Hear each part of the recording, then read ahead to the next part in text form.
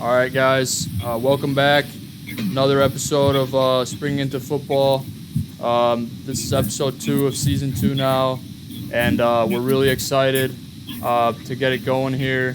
And it's really a great thing that everybody can make it here today. Raf, thanks for being on here, as well as Diego and AJ. Um, you know, Last week we interviewed Coach Matt Ron, former arena football player, as well as now coaching the school that I attend, College of DuPage.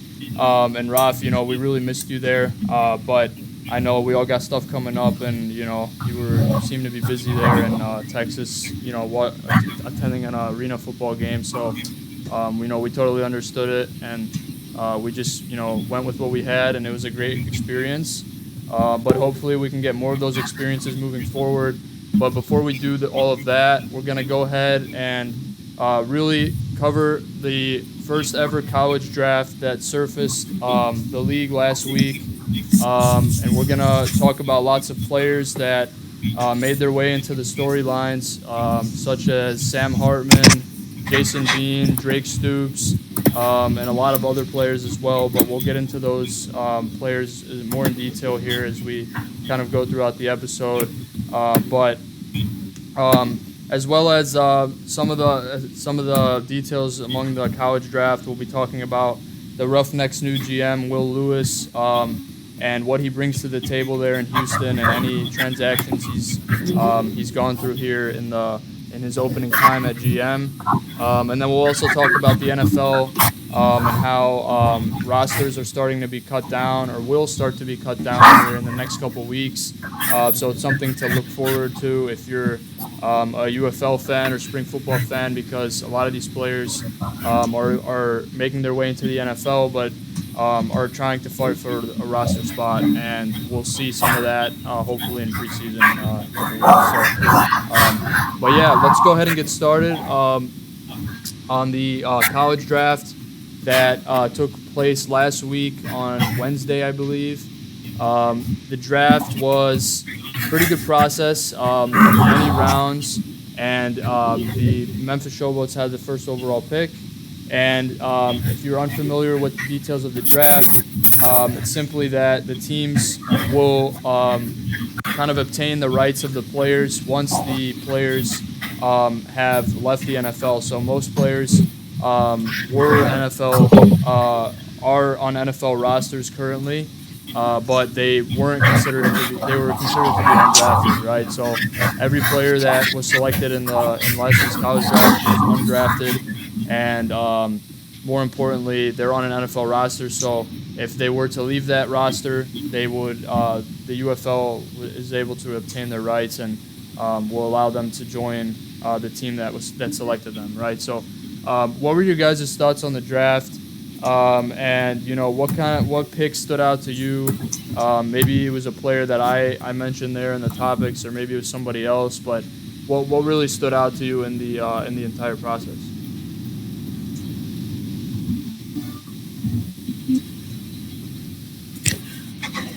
I think that second round pick to the Battlehawks, Cody Schrader. He's from that state, so he's kind of like a hometown product. He's currently with the 49ers, but we know they have a pretty good running back room, so it's undecided if he'll make it yet. But if for some reason he doesn't, I think that's a good way to get fans there. Take the guys that students, maybe some from Missouri, and they'll come to that game, and that's a good way to already boost the fans that you have in St. Louis already. Yeah, that's a really good point. I actually I did recall Cody Schrader being picked. I just kind of omitted him there on my list among the players that were notable, but he's definitely a notable player. He's someone to look forward to if you're a Battlehawks fan, because like I said, if the player doesn't feel he should move forward with the team that they're on, then they can go back to the UFL and get some more tape there if they feel that that's what's necessary. So, but yeah, that's definitely something that stood out. Cody Schrader. And, if anybody else felt anything else was notable throughout the draft.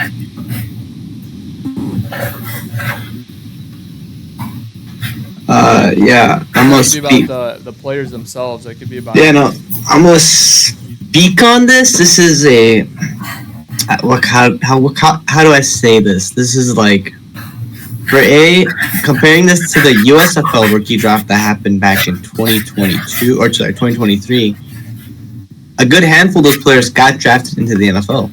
Yeah. Now with this, none of these players were even drafted into the NFL. They're all undrafted players. None of these. They also like 90% of them, 95 are on percent of them are on NFL rosters. Uh, and there's a hard chance I see by I believe the 23rd. I see some of these players entering or signing with the UFL. And now if they don't sign, their rights to the team are like terminated. They don't have rights to the team anymore, and they cannot sign. They can sign with whatever UFL team they want. Now, a few names that I'm gonna name: Sam Hartman. A small chance we're gonna see him go to the NFL, to the UFL, because he'll most likely be QB3 in Washington for 3 quarters of the year, maybe some practice squad. Tanner Mordecai, that's another quarterback. As much as I see a lot of Battlehawks fans or sorry Defenders fans say they want him, there's no chance. That QB room needs him. Now we could see Rocky Lombardi go to Michigan. That's a pretty big one. And for the final one, I think that the first pick of the draft, Jason Bean, goes to the Memphis. I believe he could be a QB1 at Memphis at the start of next year. Yeah, and Memphis had a lot of notable picks as well. I thought had a better draft than many, and that's really good because they're looking to turn a new leaf, like some of the other teams are as well. But they made some nice picks, and other teams did as well. But I feel like you could kind of pick out a lot of the draftees from Memphis and say that you've heard about them at least once or twice in your time watching football here. So just at least in the last couple of years, but that's just my opinion. But yeah, what else kind of stood out to you guys in the draft? Do you guys feel like maybe if we talk about who kind of had the upper hand, who won the draft, who lost, who didn't have the strongest draft, who had a stronger draft that many are not kind of perceiving that way. So, but yeah, if you guys want to speak on that, kind of who kind of won the draft, or who had a stronger draft that many are kind of underlying. I think the Stallions probably had the easiest draft. Yeah. They're defending champs, and they really just are drafting for depth. I mean, they only drafted one defensive guy, and they drafted like 2 receivers and 2 offensive linemen, and Sam Hartman. So, and a running back from TCU. So, they're really. I feel like they probably had the easiest draft. They got a lot of guys coming back. It looks like. And then for the guys that leave, you draft a little bit of depth. And like I said, that Birmingham team has been together for years. So I don't feel like they necessarily had to do like Memphis and try to go find a guy to change everything. It's just drafting guys that can play if something were to happen to anybody else. Yeah, that's a good point. And a lot of these teams, we could see them not bring back many players, but I think the Stallions are going to kind of stick to what they've been doing and just bring a lot of those players back, as well as the coaches, because that's kind of what, they've, just been good at. I mean, winning games. And, when you win a lot of games, you're able to retain those players. And, but also on the flip side, a lot of those players, end up moving on to bigger and better things. And we've seen some Stallions players move on here, but still not at the frequency where, you can, kind of call that team different. There's still a lot of the talent that is going to be probably retained here for Birmingham come spring. So, I will say one thing before we move on. Arlington, I don't know if people noticed this, but Arlington drafted 2 players out of Oregon from their defensive line. Yeah. Popo Amunave, I hope I said that right, and nose tackle, by the way, and then defensive tackle that they drafted Taki Tamiani, defensive tackle out of Oregon. I think that they wanted one guy and they got the other guy just to lure him in. I thought that was interesting. I thought that was just an interesting thing to point out. Yeah, and a lot of these players have played with each other. We've seen, like a lot of these players have good connections, and it's great that we're seeing them, reunite with each other because, that's really important in these leagues. And speaking of connections, we talk about Drake Stoops, which is a pick that stood out to me because happened at the back half of the draft, and ends up on the team of his father, Bob, which has an uncertain future in Arlington. We talked about that at the end of season 1. If he'll really be retained with Arlington, but I feel like it's kind of it kind of seems wrong for Bob to go out now. We see Roth's background there of Coach Bob Stoops. It would kind of be wrong for him to go out in this fashion, after the team drafts his son, right? But Drake recognizes it's a business, and so does Bob and everybody in the Arlington building. So if that was to happen, then I doubt both parties might have a little sigh of frustration, but it's not that's what football comes down to at the end of the day. Stuff's gonna happen, and if both parties have to move on or one moves on. And another thing that I wanted to bring up with that is that, Renegade Republic made a good point in our group chat last week after Stoops was selected. The Renegades have a really good receiving core right now if, they were to retain all of their players. You have Winstead, you have Canella, you have Vaughns, right? So, it's a little bit crowded for Stoops, but, at the same time, if Bob was to stay, I think we would still see, a good bit of utilization on Bob's part. But, at the end of the day, we don't want to make it kind of like a father and son like bond. It's got to be football at the end. When you step back and take a look at it, and if Stoops brings value to the roster, then obviously they'll keep him around. But if like I mentioned, the room's a little crowded, so we'll see if he's able to do that. But that just stood out to me, with Drake Stoops. I will notice this about Drake Stoops is currently he is on the Rams. This is voting. He's not even projected to even make this roster, which is really interesting, is because this receiving room is stacked. Yeah. If he does make it, it's like receiver 6, but he's a practice squad guy. I could see him on the practice squad making the team at the practice squad. I don't know if he's going to turn down a practice squad opportunity to go play for his dad. So yeah, that's just something to point out. Yeah, that's a good point, actually. I value practice squad as much as the next guy, honestly. I brought that up last week to Coach Ron, how practice squad is still really important, and you're still, in the NFL and possibly making a league minimum salary. So I think, if Stoops was to make the roster, I think he would take that opportunity over, coming down to the UFL and playing for his dad. So, but if you guys have anything else about the draft, we could talk about any other players really that stood out to you. It could be defensively, special teams, offensively. But if not, we can go ahead and get moving here to Drake, to the Roughnecks' new GM in town, and what kind of he brings to the table here for Houston.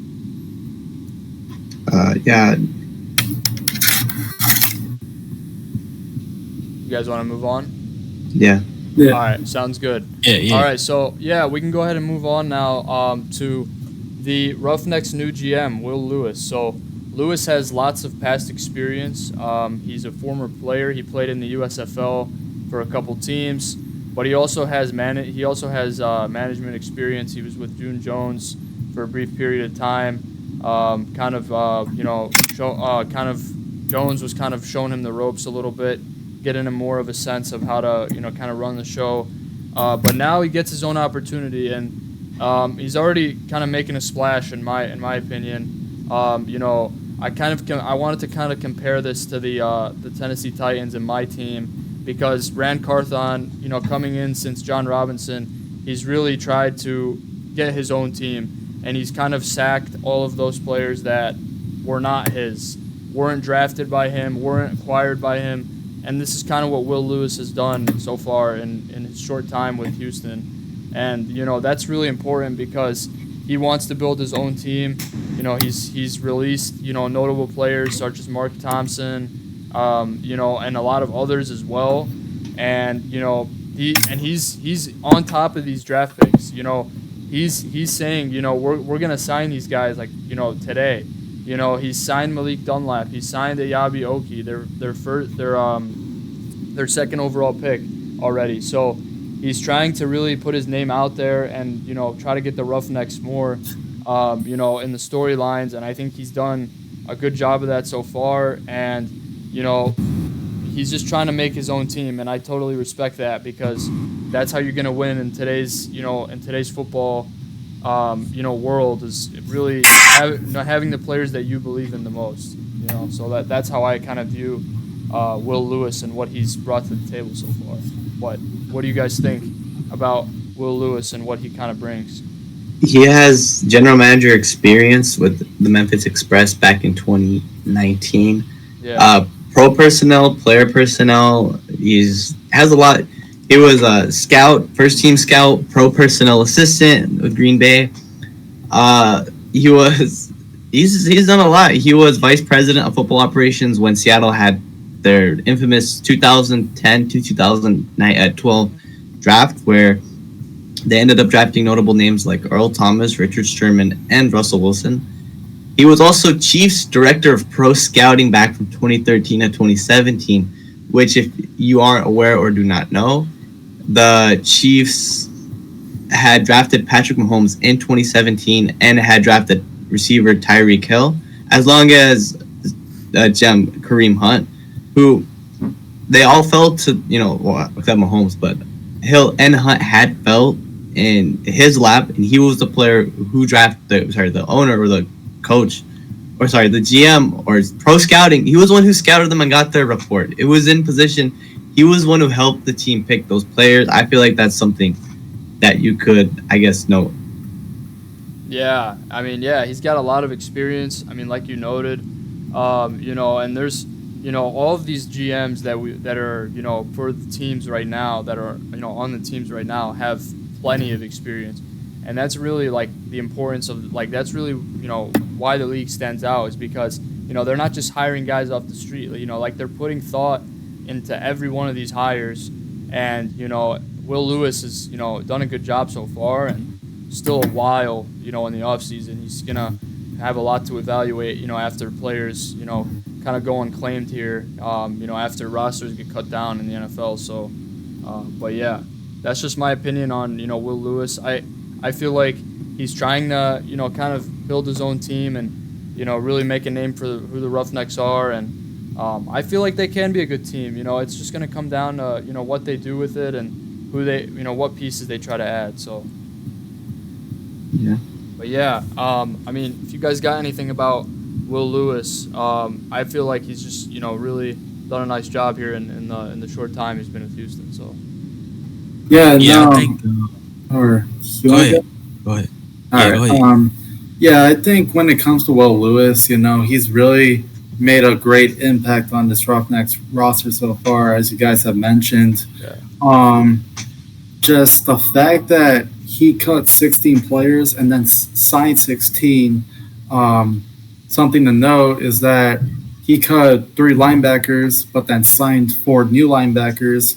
So it goes to show that he's not only trying to fill in a new position, but just try to give this Roughnecks team just a whole new just look going into 2024. And are we going to be able to see maybe a Pittsburgh Maulers kind of thing happen for the Roughnecks, or really just the floor is really open for the Roughnecks to just make a splash? And I think so far they've just really just hit in this spring football world really hard so far. Yeah, and AJ, if you wanted to go ahead, I'll let you say what you had to. Just to go off what Diego was saying, I think Lewis is kind of rebuilding his team. And I was kind of surprised CJ Johnson didn't go either.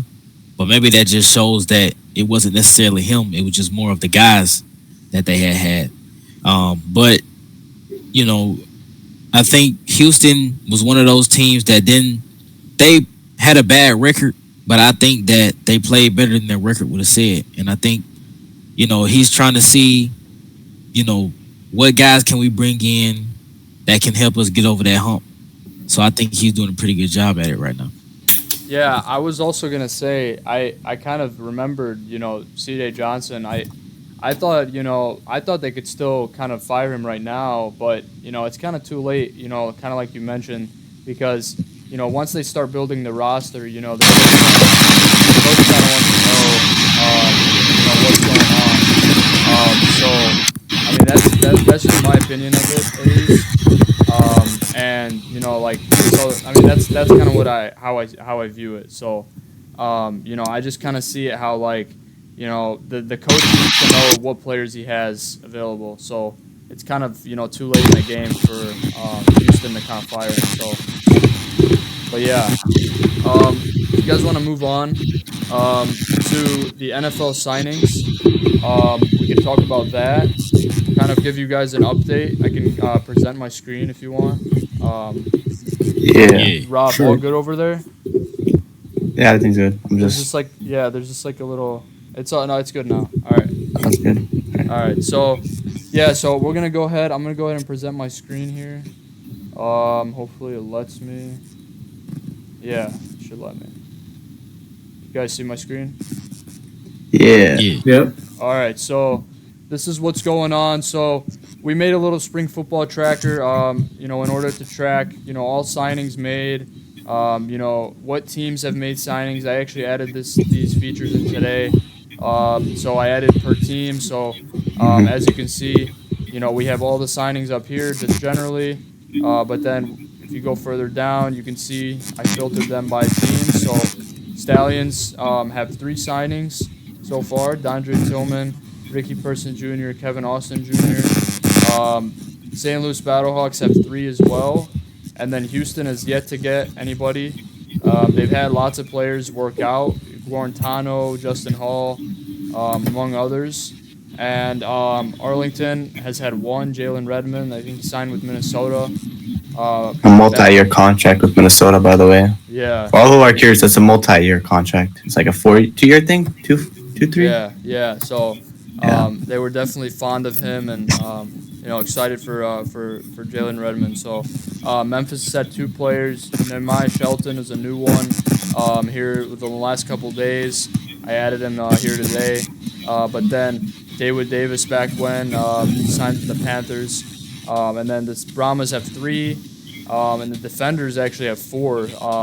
So lots of players going from the Defenders, and a lot of these are really good players. In my opinion, I really like a lot of these guys, and I thought they were really impactful on the Defenders. And then the Panthers have had 3.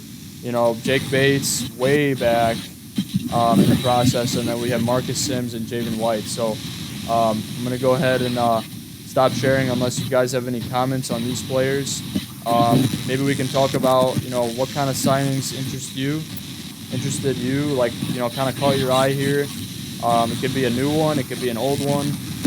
Maybe as the rosters of these NFL teams start to die down, what kind of has stood out to you? I mean, if you guys have any observations. Yeah. I think the 2 signings that were recently made that stand out to me the most is both Marcus Sims and Ty Scott going to the Seattle Seahawks.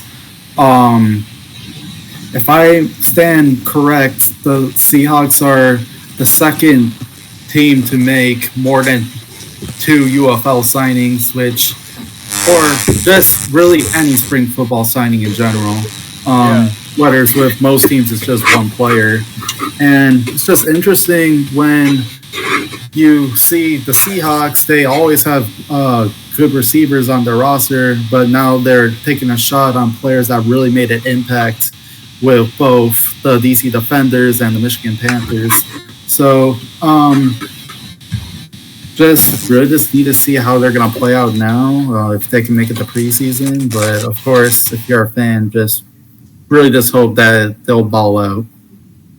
Yeah. Here I'm just trying to figure out with Roth. So if you guys don't hear it, I don't wanna.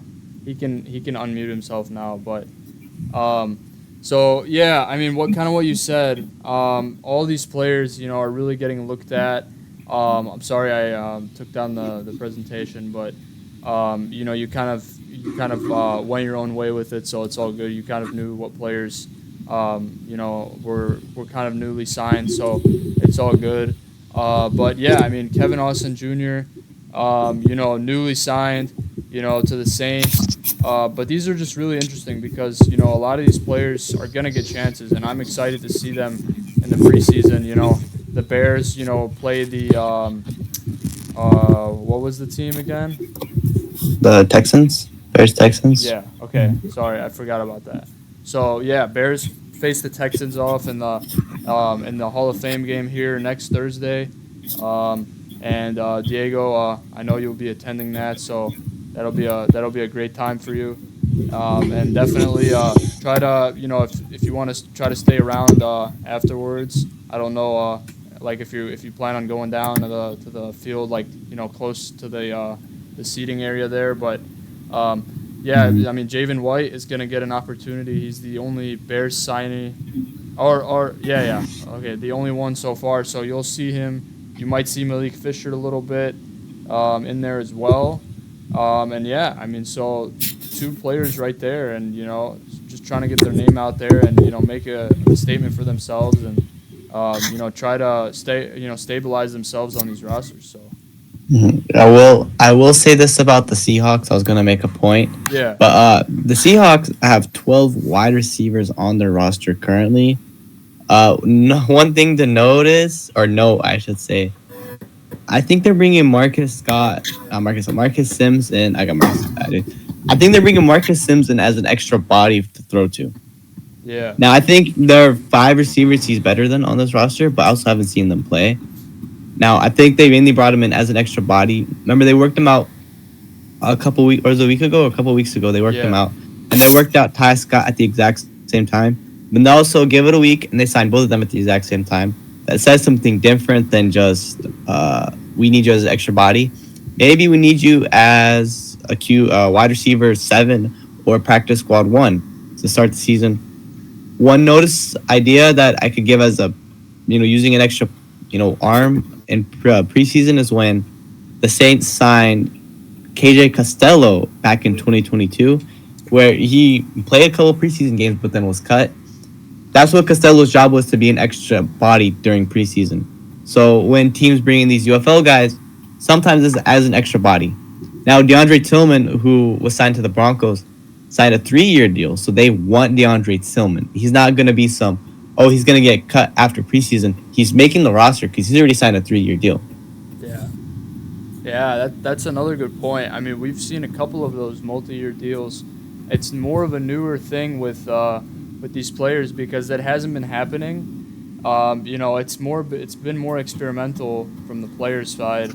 As far as getting here and training and playing preseason, but a lot of these guys have secured multi-year deals, and Bates, Redmond, like you mentioned earlier, Tillman, and yeah. So I mean, those players, they're kind of in the works here for kind of the future of these teams. So, but yeah, I mean, we got a lot of signings going on, but how about this? We can talk about what players that have been signed, that don't have multi-year deals. What players do you guys envision, kind of making those teams rosters? If you have David Davis, without a doubt, I think he could play wide receiver 7, or you can start the season wide receiver 5. I honestly think that he could. I honestly think he could beat out Jonathan Mingo. I honestly think that could be a pretty big possibility. Yeah, and not the most crowded room there in Carolina. You got some players there, but at the end of the day, you're gonna have to have guys stepping up, and Davis is definitely a candidate for that. So, but any other players you guys have in mind? that can make a roster that don't that aren't locked secured here for the next couple years?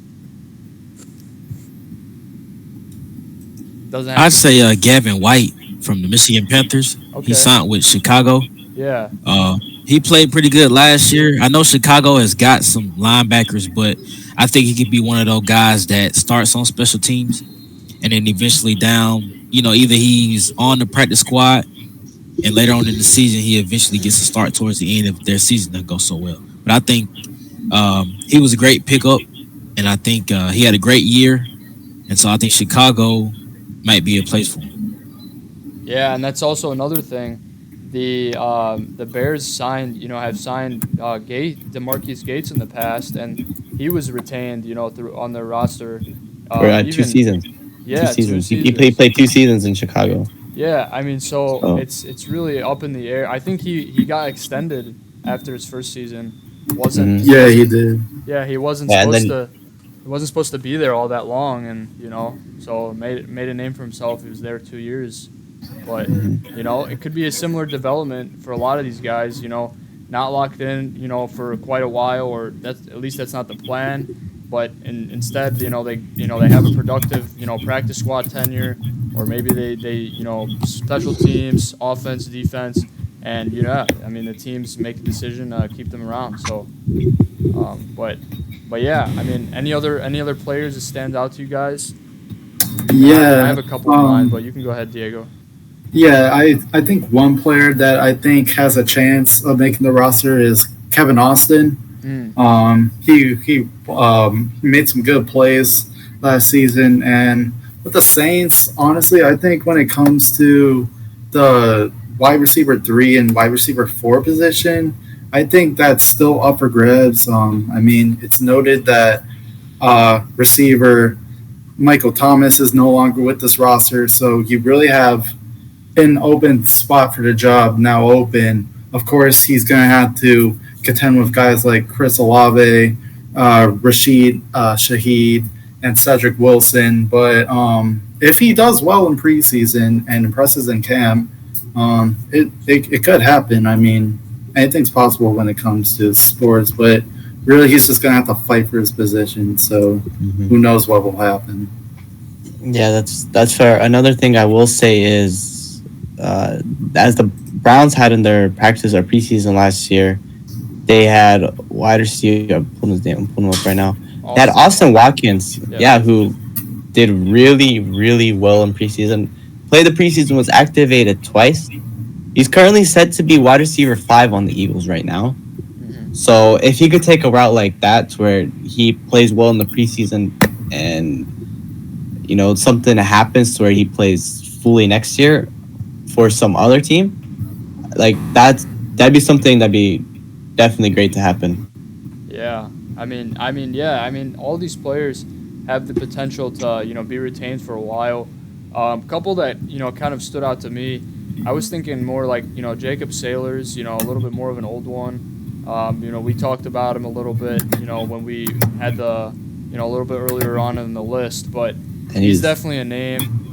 Because I don't think he's a multi-year deal. I think he's more of a project, and he'll definitely be helpful for them. They don't have the most crowded running back room, and not the most efficient or productive, right? So I think Sailors could definitely give them a spark if he was activated a couple times, and we'll see what what he looks like here in the preseason. NFL, so. Yeah, I will say this about him. He is the second most experienced running back behind Devin Singletary, and I expect him to outbeat Devin Singletary. We could see Jacob Sailors as running back 1, week 1 in New York, post Saquon era, by the way. Week 1, we see Jacob Sailors starting for the New York Giants. Yeah. Another name that kind of stood out to me, Willie Harvey. For the Cowboys, really anybody on the Cowboys, just what they've been able to produce. Didn't Harvey also sign a multi-year deal? I think Harvey signed like a 2-year deal. Yeah, I can look, or if you don't mind, do you mind looking it up? Yeah, hold on. I mean, so like even if they didn't, I mean, I think Brandon Aubrey received an extension this offseason, and Monty Turpin also returned. Yeah, yeah, also. yeah. So I mean, just what the Cowboys have been able to do.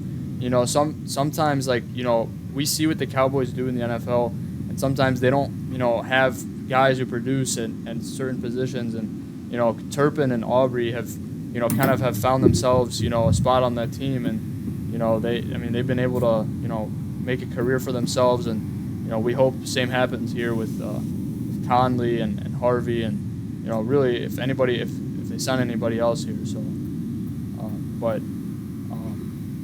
yeah. So, I mean, if you guys have any other observations, but we know the teams are going to be starting to cut down their rosters. This was actually, I think today was the last day where teams had to report to camp. So everybody's kind of in the building now. Whether you're a rookie, a 10-year vet, doesn't really matter now. Everybody's kind of getting a training going, and getting prepped for the season. So. Yeah, I did check. Will Harvey signed a 2-year, $1.9 million contract. So yeah. So yeah, lots of multi-year deals. I should definitely note that on the tracker how there's like maybe I should bold those who are signed for more than a year. So, but yeah. So yeah, guys. Thank you so much for joining. If we have any other observations, feel free. I think what was it? We don't know the details of the schedule yet for next UFL season, but that'll come out probably mid season of the NFL, and we'll probably get more word about that. So, but if you guys have anything else, feel free. If not, I can go ahead and conclude the recording here. that was it. One thing I noticed, Yeah. Was the Seattle. They signed Marcus Sims and they signed Ty Scott. Yeah. I think it was interesting that they signed two receivers, and I feel like not to put them against each other, but it's very unlikely that both of them make it. So it's interesting to see, especially since that room was already so stacked. Mm-hmm. So it's interesting to see who wins it out. Yeah, no, I did note that. I feel like noting that Scott could be projected to make wide receiver 7 or practice squad 1, where Sims, I feel like Sims is just an extra body out there, just for PJ Walker to throw to in preseason. By the way, if you didn't know, PJ Walker is Seattle's projected QB3. Yeah, so I feel like that's something to just note. I think it's going to be exciting. Seattle. These preseason games are not the most easily accessible. But it'll be interesting to see. I'll definitely be tuning into some Seattle games, possibly some Cowboys games. Definitely, really like any team that kind of has lots of spring talent and players trying to make a name for themselves. But yeah, that's just like kind of how I see it. It's gonna be really good for those players, and I think they'll probably have Jake Bates, kicking out there in Detroit Lions preseason. I don't know. They might have their other kicker out there as well, Michael Badgley, kicking as well. But I don't know. I mean, I could see them going head to head. I know. I think they cut Badgley. I think Badgley. Oh, they cut him? Yeah, I'm pretty sure. This is gonna give us a quick second to check. No, wait, he's still on the roster. Okay. Yeah. I thought. Yeah. Oh, wait. Also, another fact that I will mention that I forgot to is the Detroit Lions have wide receiver Maurice Alexander, who spent the past 2 seasons with them, and he's had significant. Yeah, he's been activated like 3-4 times with 4 game appearances and 1 catch for 7 yards in 2022. This is just another example that like. These spring players are needed on these teams. Not as much as people think, but these spring players are needed. Yeah.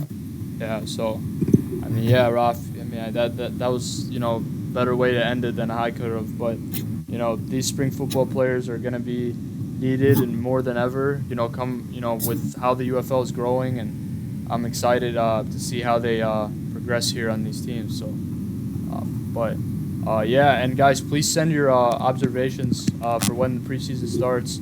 Any players you see stand out to you. We're not, for like, the Hall of Fame game is going to be the only game played at the same time, like the only game on at once. But then, as the preseason goes on, games are going to be played at the same time. So we might be tuning into different games. So please send your observations, who stood out to you. It could be spring football related or not, really just anything. So, thank you guys for joining. If you guys have anything else, if not, we can go ahead and cap it off right here. That's it. This is good. Yeah, thank you guys for coming. Episode 2. See you guys later. Yep, have a good night. Yep, See you you. too.